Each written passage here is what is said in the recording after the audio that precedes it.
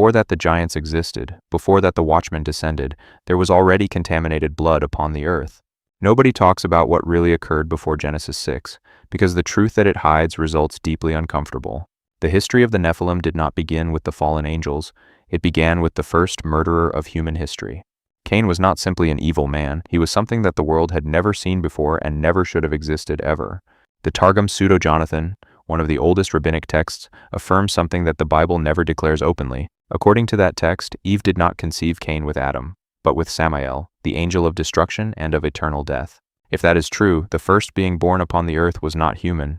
He was already a hybrid between two worlds completely, and God knew it. When Cain killed Abel, he did not destroy him. He marked him with a visible sign and let him continue living. Why would a just God protect the first murderer of history with a sign that warned everyone not to touch him ever? The answer that the texts suggest is disturbing. Because Cain was not like the others and his line had a purpose. That sign of Cain was not spiritual nor metaphorical. According to very old rabbinic traditions, it was a physical and visible mark, a hereditary mark transmitted from generation to generation that physically differentiated its bearers from the others. They were not cursed in the moral sense only, they were biologically different from all humanity descended from Seth. And while the line of Seth lived as nomadic shepherds without great ambitions, the line of Cain built something completely. Genesis 4:17 says that Cain, the banished, the murderer, the marked, founded a city and gave it the name of his own son, a cursed man, expelled from the presence of God, builds the first city of human history that has been recorded. With what knowledge did he build that city? Where did that ability come from that the sons of Seth never had, Tubal-Cain? His direct descendant appears in Genesis as the inventor of weapons of bronze and of iron from the origin. And in the book of Enoch, Azazel teaches humans exactly the same thing that Tubal-Cain already knew and dominated beforehand. The question that nobody formulates is this: did Tubal-Cain learn from Azazel, or did he already know it because the blood of his line brought it? Jubal, also a descendant of Cain, invented music and instruments. The cursed forged the culture of the world. The line of Cain was not the line of failure, it was the line of power, of knowledge, and of the most advanced civilization. While the sons of Seth prayed and called upon the name of God, the sons of Cain built and dominated the entire earth. When Genesis 6 says that the watchmen took the daughters of men, it was not something completely unexpected. The rabbinic tradition is almost unanimous on this point. The daughters of men that the text mentions were of the line of Cain. The watchmen did not choose women at random. They precisely sought those who already carried within them hybrid blood. What those unions produced was not simply giants, it was the maximum concentration of something that had been brewing since Cain. Cain was the first step of that process, the watchmen placed the second, the Nephilim were the final result. Those giants that dominated the earth did not emerge from nothing. They were the direct heirs of a line initiated with Cain. The book of Enoch describes the Nephilim devouring everything that existed upon the earth with a voracity without limit. First they devoured food, then animals, after that human beings, and finally they consumed each other. It was not ordinary wickedness. It was the final expression of a nature biologically incompatible with the world in which it lived. Their bodies were too large, their needs impossible to satiate, and their existence resulted deeply destructive. The book of Enoch says it with a clarity that few modern translations conserve. They were hybrids without a place in any world. When a Nephilim died, his spirit could not ascend like that of the angels, nor descend to Sheol like that of humans. They remained trapped in this world as spirits without a body, without a destiny, wandering through the earth that had seen them born. But before speaking of the end of the Nephilim, one must understand what exactly God decided when he determined that it was enough. Genesis 6:5 says that God saw that the wickedness of man was great and that every thought of his heart was only evil. What that verse describes is not ordinary moral wickedness, it is the description of a fundamentally corrupted nature. They were not humans who sinned freely, they were beings whose interior constitution pushed them toward destruction without remedy.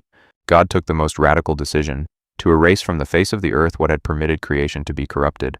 The flood was not an improvised response to general wickedness, it was the deliberate closure of a process initiated with Cain. Noah was the only one whose lineage had remained without contamination since Adam.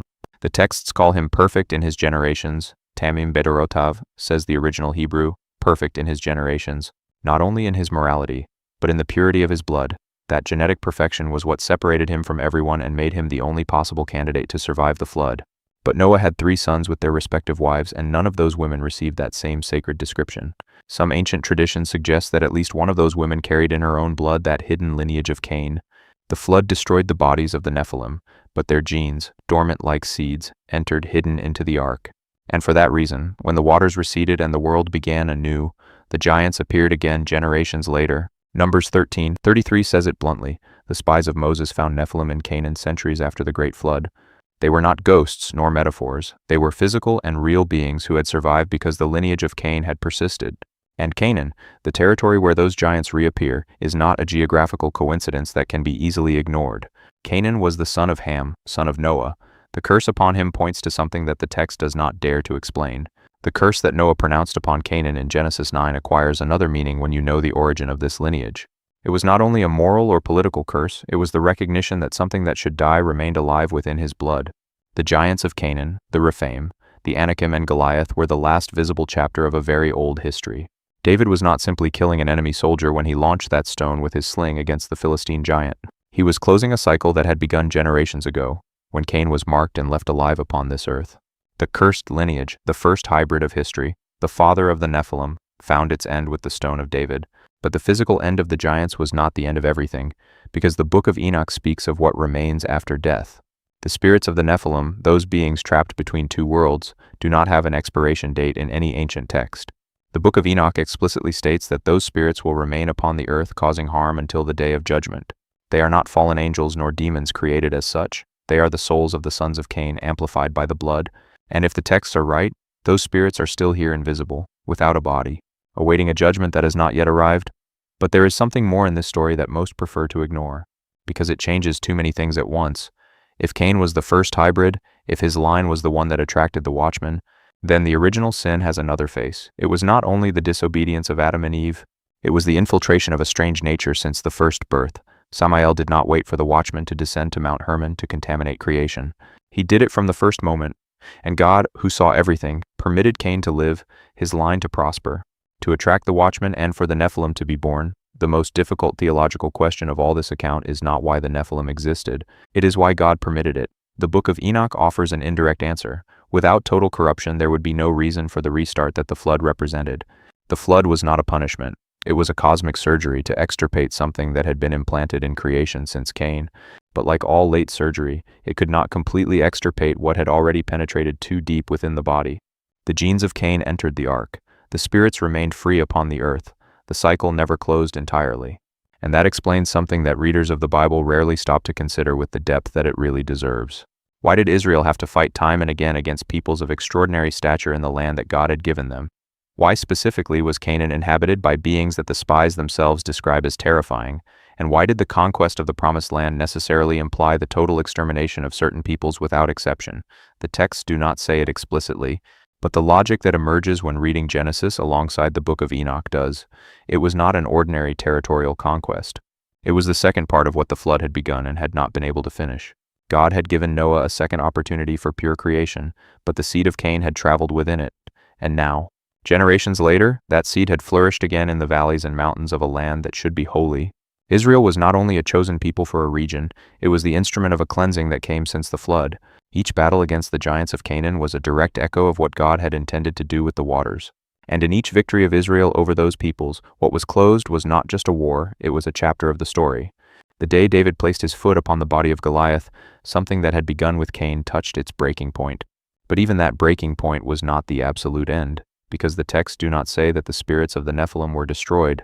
They say they were liberated from their bodies and remained wandering, and the book of Enoch assigns them a destiny before the judgment. What the Christian tradition calls demons, what the rabbinic texts describe as impure spirits has an origin. They are not angels that rebelled against God.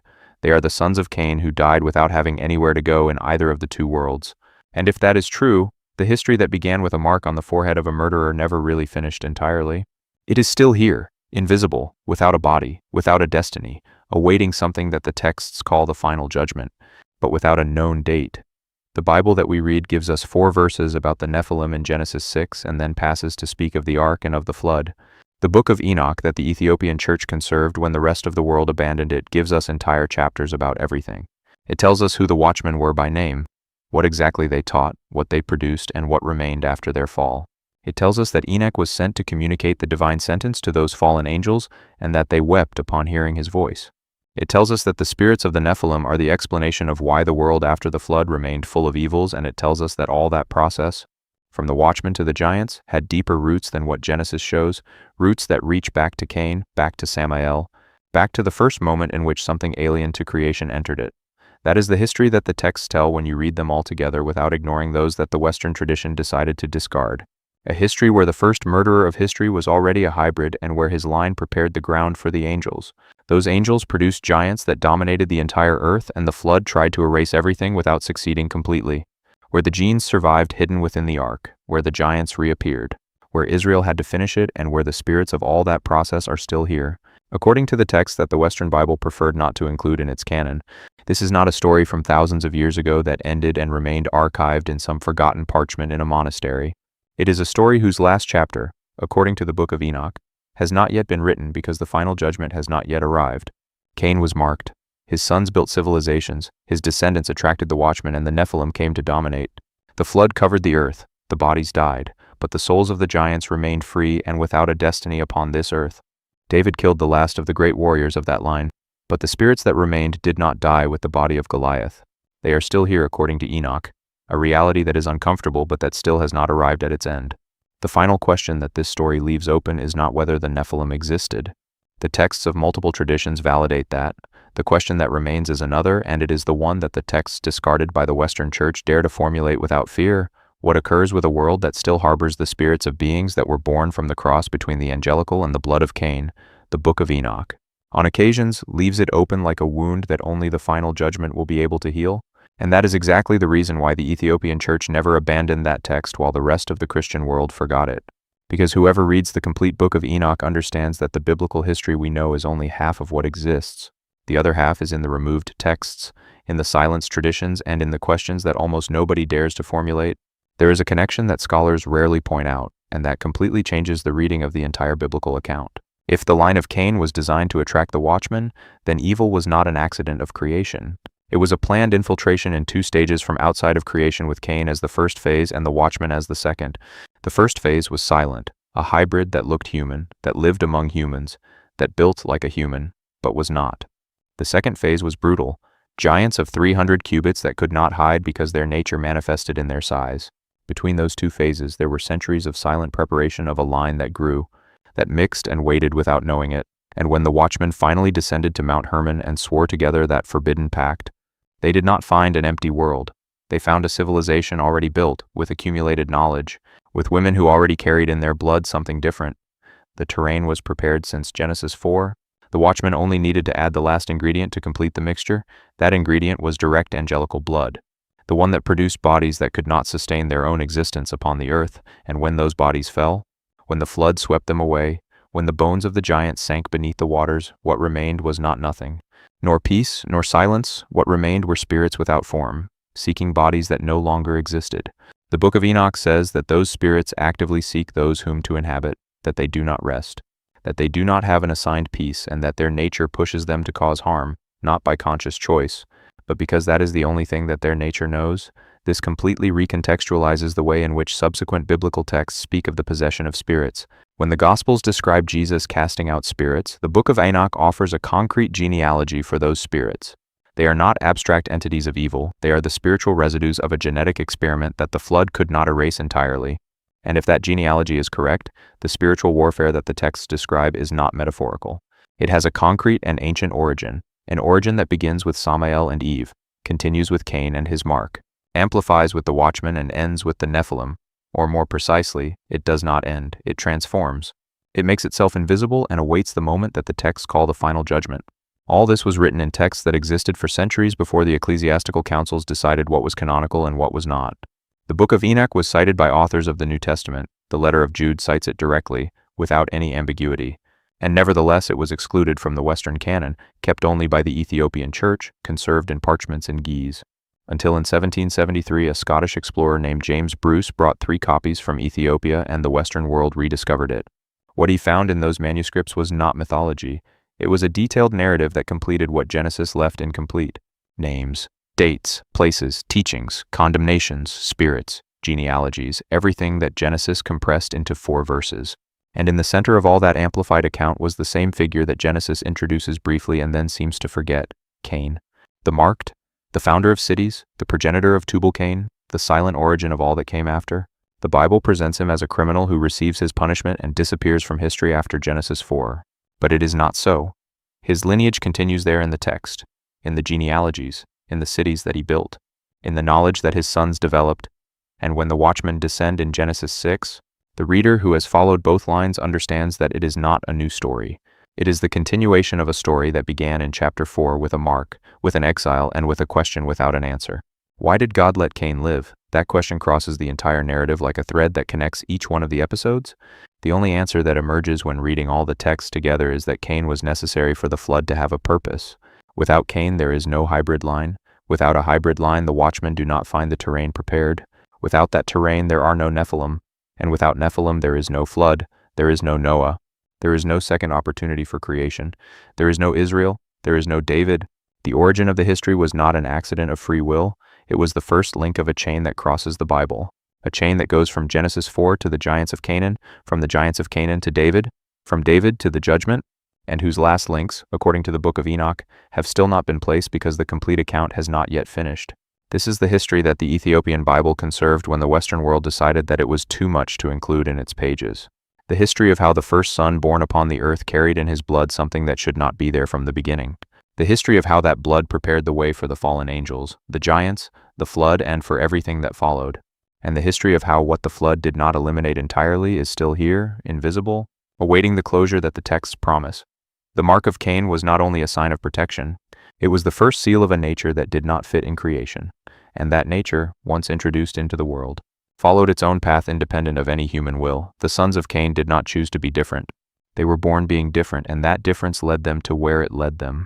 Just as Cain did not ask to be conceived by Samael, the Nephilim did not ask to be sons of angels and women of hybrid blood, but their existence unleashed consequences that none of them could control nor foresee from the moment of their birth. The Book of Enoch describes that process with a precision that no other ancient text has equaled in detail and in scope, and it describes it not as a moral tragedy, but as a cosmic tragedy. Something went wrong in the very structure of creation when the watchmen went down. They not only broke a rule, they broke the separation between two orders of existence. That separation existed for a reason. The beings of the spiritual order and those of the material order could not mix without destroying each other. The consequences were the Nephilim, beings that did not belong to either of the two orders and that destroyed everything around them. The flood was not the wrath of God. It was the only way to re-establish a separation that the watchmen had broken. But the separation was never re-established completely because the seed of Cain traveled in the ark and the lineage continued in Canaan. And that is perhaps the most disturbing truth of all this account, that the original problem was never completely resolved. The biblical text closes its pages, but the Book of Enoch leaves open a question that no ecclesiastical council could close. Is that breach between the two orders closed, or does it remain open?